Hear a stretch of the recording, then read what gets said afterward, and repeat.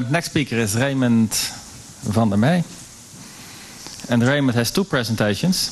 And he made it into one with the double amount of time. So, Raymond for 25 minutes. Thank you, Meij.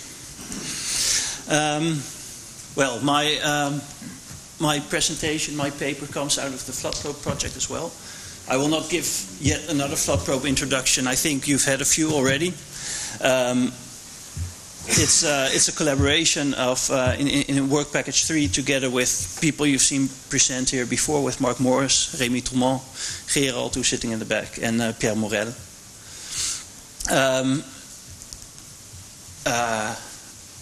What our work package is about? Oh, I'm sorry. Yeah. What our work package is about methods for combining data sources in order to make an assessment. So what we usually do, we have our own procedures we go through to make an assessment of an embankment. It can be maybe an index-based method, or it can be some very difficult probabilistic method.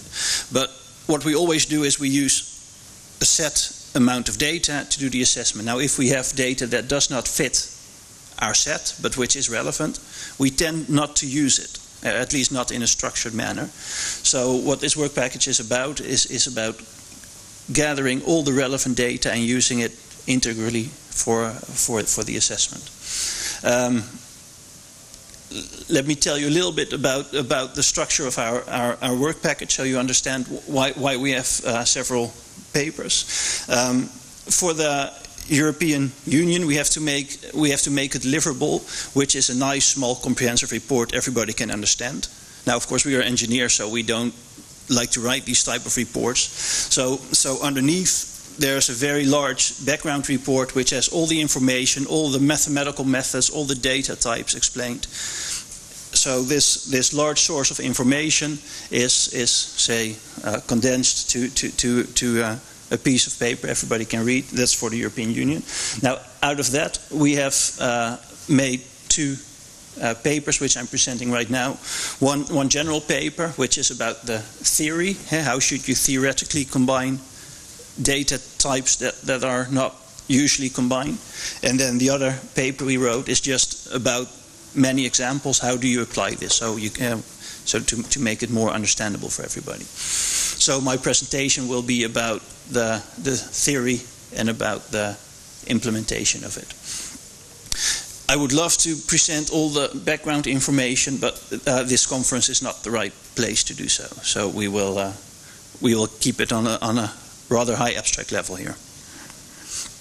If there are questions about the lower levels, I think we should. I would love to answer them, but it'll take me hours. So let's do that after the presentation or at dinner. So the scope of my talk. Oh, I'm going too fast. This is what I was looking for. First, briefly, why do we need to combine different data types? And a small introduction to the FloodProbe workshop. Well, I've already done these 2. I will introduce the framework. I will show you the examples briefly, and I'll tell you something about the evaluation we did.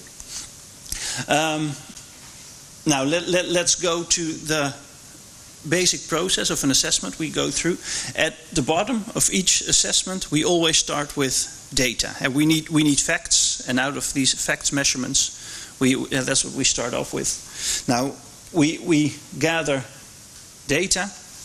If we do an assessment, we do some type of processing with that data. It can be maybe a mathematical model we put it in, but it can also be an expert looking at the data, or it can be a GIS system that compares something to threshold numbers. Now this processing can be anything, but out of this processing there is an assessment, and that can be good enough or not good enough, just a yes or no type of answer. It can also be a probability of failure. It can be a safety factor. But the process is always of this type. What you see is that every country has its. That's a thing we learned as well in this FloodProbe project. Every country has its own ways of doing it. We all do it differently. We all have our own methodologies, and that's what we should improve on. We should learn from each other, because the other people do things right as well. They use often different types of data, and they are important. But so we should incorporate those methods. At each level, both at the data level, at the processing level, and at the assessment level, there is always some type of error. We hope it's very small, but the data is not always perfect. There are mistakes. It's not always used properly. There's not sufficient data. Our mathematical or our expert models, they are not perfect. And what we do with these results is not always the best choice we do. So what we have to do with our combination techniques is we have, at every level, we have to improve the quality of what we're doing by looking wider than we tend to do. Because unfortunately there's no single technique that uses all the data to get to the perfect assessment. And so we need to make choices, but we need to make the right choices in this. Now, I said before, every country has its own techniques. Just a brief overview to see what we do and what different countries do at the moment. I used the wrong button again. There's only 3. I made a mistake. In the UK, for example, there's RASP that is database-oriented, GIS-oriented. In France, there's the CSDIC, just presented. In the Czech Republic, there's Dykins. In the Netherlands, there's, for example, FuseDAM, or different techniques. And these were just the countries that were closely collaborating in this work package. So you see there's just such a wide range of techniques, and we all do it our own ways. Now what we would like is to get the best of all these techniques to improve on our own techniques. This is the figure you saw before. In general, to go from data to process to an assessment. Now, yeah, we all do it our own ways. You can see there are extremes. There we go.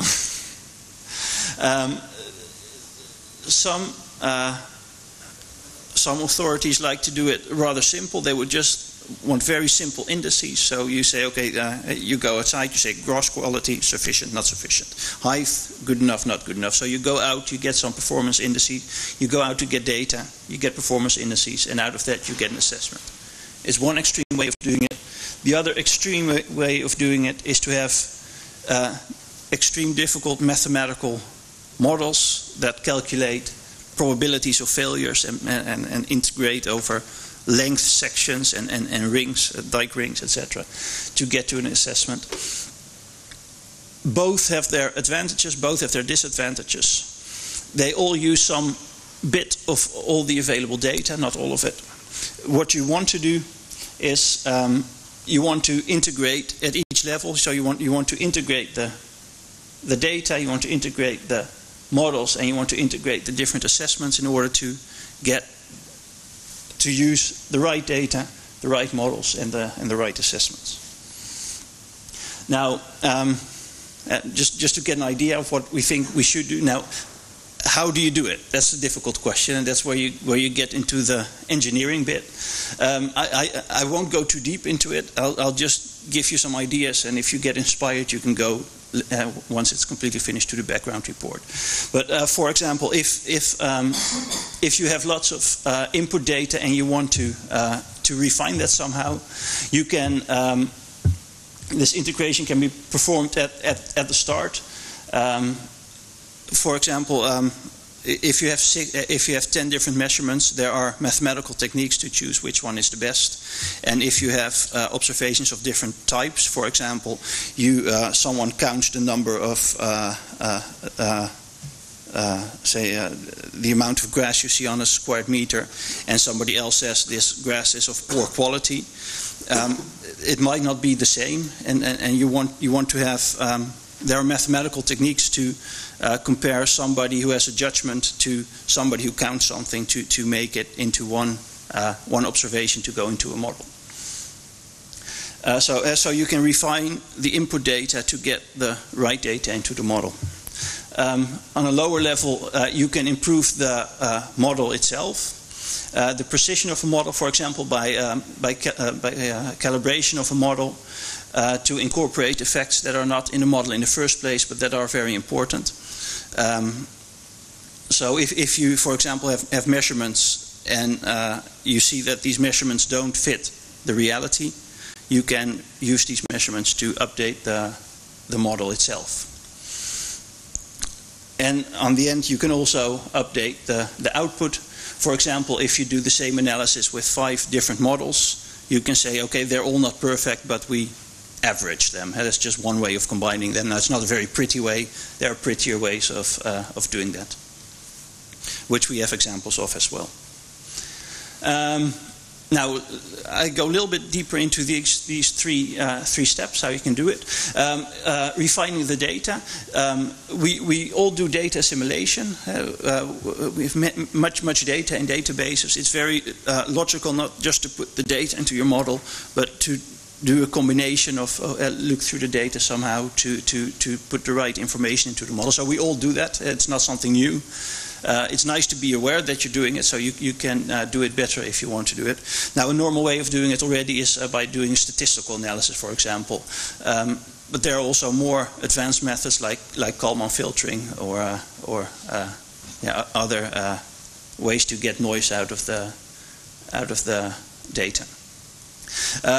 The best suitable techniques, whether you're just looking at easy statistical or more difficult Kalman filtering techniques, is based on the quality of the data, the quantity of the data, precision of the data, on many aspects. So you cannot just say, okay, in this case you should this technique, in this case you should this technique. You should have an understanding of what's available before you choose what to do.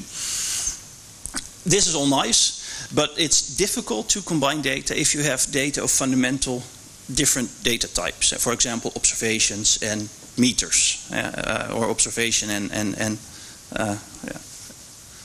something you can count, something you cannot count, or a boolean and a weight. So you need to go more to the artificial intelligence type of methods if you want to do that. So that gets mathematically a bit more difficult. But you can do it if you think the need is there. So that's the first level. Now, if you want to improve your performance model, first of all, I have to say, if you do bad measurements, it doesn't work to improve your model. You can only improve your model if the basis, if your data is good. If the uncertainty due to the model is relatively large, it's worth thinking of, okay, I should improve on my model somehow by looking at other models or recalibrating my own model.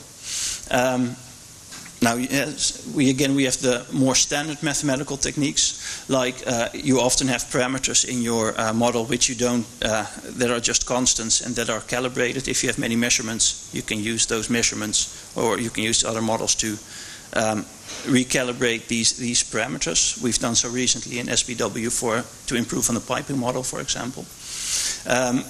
This morning there was also a presentation by Timo, who used survive loads to redistribute the probability density function. It's also a pretty way of using an observation to include an observation to improve your model locally. Those are the more standard techniques. There are also more advanced techniques. I put them under the header AI techniques, but it's like making a neural network out of many observations, or making a Bayesian belief network, or a neuro fuzzy information system to make a new model, or to combine different models actually. Now, so there was a second step. The last step I go a little bit deeper in is adjusting the output. Well, again, you can do it in a very simple way. If there are 3 models who say something different, you can average it. Before I heard the German gentleman say, he's not in the room anymore, that there were 3 piping modules. There was one who always gave a high number, the one gave a low number, and the Selmayr was always in between. So he used the average one. That's something you can do. Just saying that the average is usually the best. Again, you can only do that if your outcome is of the same type. It gets more difficult if you have visual data or fragility curves but you can also add them together mathematically. So that's the final step we described. Well, every presentation should have a table you cannot read. And this is my table. This is where we go into the second part of the presentation. This was, before I gave a broad overview of the theory, there's a long list of examples we have. Now this is the list of examples. It's examples. We show the combination level. We combine them either at the input, or we adapt a model, or we correct the output. This is the mathematical name of the technique we use, and this is a small description as well. From now on, I picked about 6 examples, and I just briefly mention the example, and I show what we do, so you have a feeling of the work we've been doing and how you actually practically use it. Many of these examples are already common knowledge, so it's more about the awareness that we do it and why we do it. For example, if you look, this is from desettlement. It's a program that calculates the settlements. Here you see the load in time, and here you see the settlements in time. Now the black line is the predicted settlements, and the red dots are measurements we made. Now what we see while making our measurements, we see that they don't fit the reality. Now you can blame reality, but you can also say, okay, we blame the model, so we're going to we say, okay, we probably didn't put the right input parameters into the model. There are mathematical techniques. In this case, we used basically a curve fitting method with Lievenberg-Marquardt to get the right input parameters that do exactly fit the measurements. Now, if you do that, your extrapolation, so your future predictions, will be much better than they would be without the updating. So you combine measurements with your existing mathematical model to update your prediction and improve it, hopefully. Exactly the same. Before we did it with settlements, you can also do it with stability. If you have a test case where you know the stability factor is exactly 1, you can there are techniques to calculate which strength parameters exactly give the safety factor of 1, given a certain number of given the slip plane that's representative. So if this way you can calibrate the strength parameters instead of the settlement parameters. This was done by using a genetic algorithm, because the search space becomes too complex to use a simple algorithm like we did in the previous case. We have an example where we use a stochastic subsurface model to improve the risk assessment. If you say, okay, we only have this one certain stratification scenario, and you try to do a risk analysis, you lose information. So if you say, okay, there are maybe in this section there are maybe 4 different possibilities, you can do your risk analysis with all the 4 and improve your risk analysis. Now you can do extra research if you want to say, okay, this one and this one doesn't exist, and then again you can update your analysis. It's more in detail explained if you're interested in how that would work in our background paper. Now this I will not go into very brief. This was the same technique Timo explained this morning in the session here from 11 till 12:30. Update the probability density functions for backward erosion based on observation. So you have a probability of failure before the observation, and then you do an observation and you improve this probability of failure. For piping, the same type of problem. We have, for example, Selmayer's rule, but in some cases that rule is not perfect. Actually, we don't know when, but we often see that observations don't fit the Selmayer equation. So we constructed a Bayesian belief network where we put expert knowledge into a system, and where experts say, okay, here piping is a risk, here it's not a risk, and then we combine that with the Selmayr mathematical equation to have both the expert knowledge with their observations and the mathematical technique to come to a single judgment.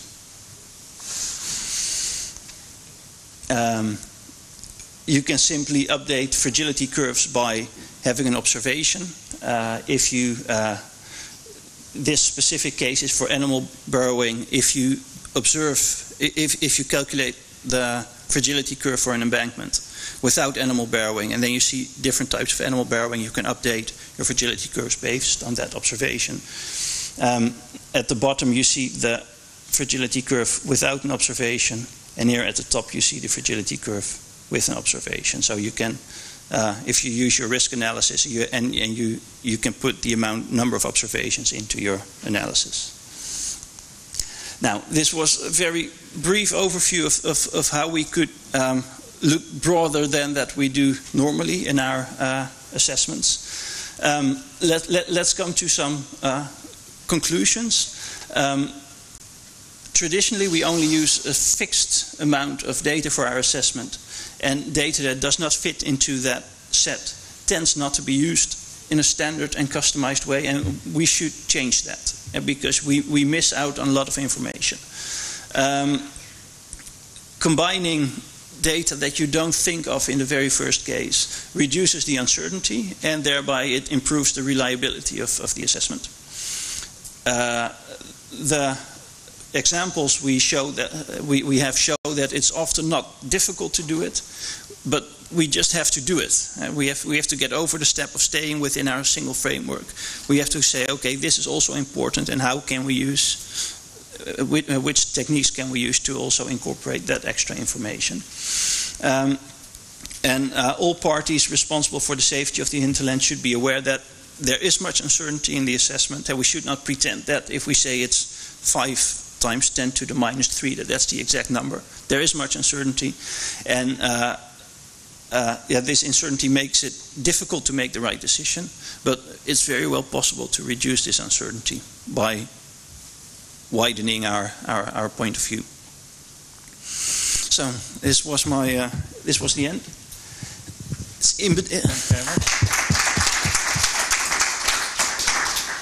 Does anyone have a question to Raymond? Yes.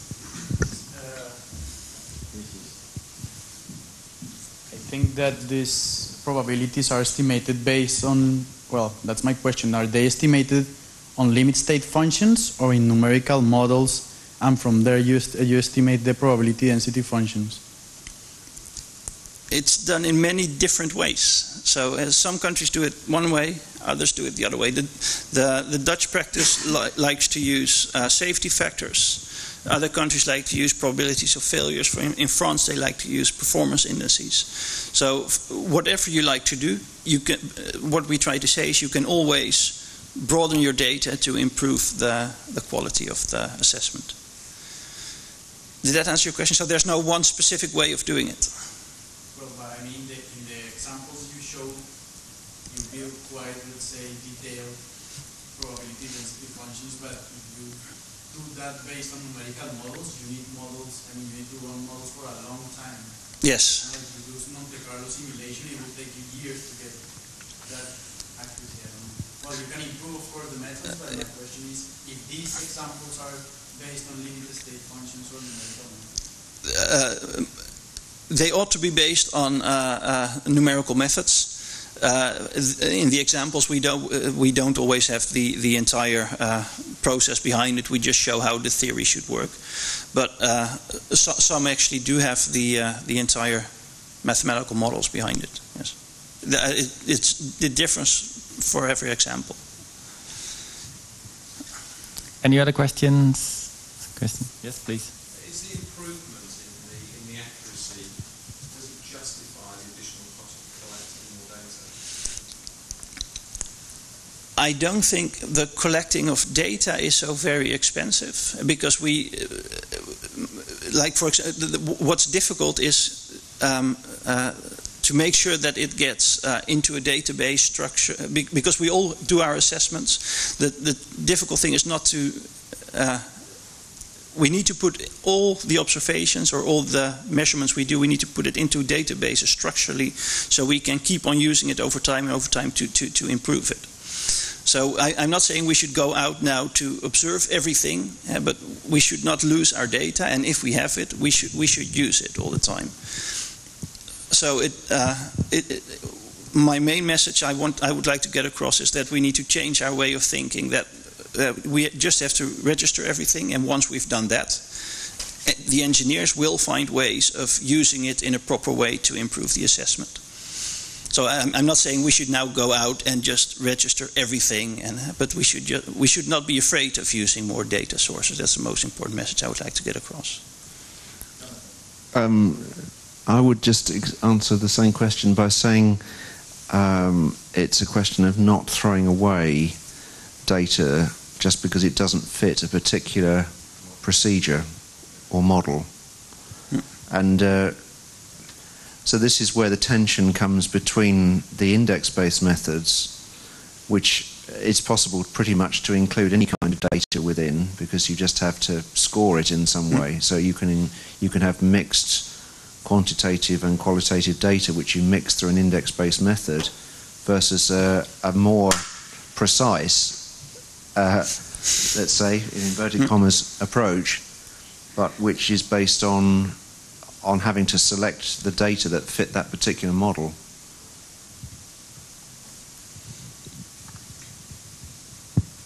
Okay, I have a last question, if I'm allowed. If you have observations of sand boils, and you have your models of piping backwards erosion, your calculation models, what do you recommend how to combine this observation with that kind of calculation model? Do you have a favorite way to do that? I'm very much charmed by Timo's way of having observations and redistributing the probability density function. I think that's a nice way of doing it. Okay, a kind of fragility curve and then observation in that. Yes, yes. And then having an observation, so you know that this part doesn't happen, so you redistribute the weight to another bit. Of course, you have to make many assumptions to do it, but it's better to have an observations and make some extra assumptions to improve it than ignoring the observation. Okay, thank you very much. Thank you.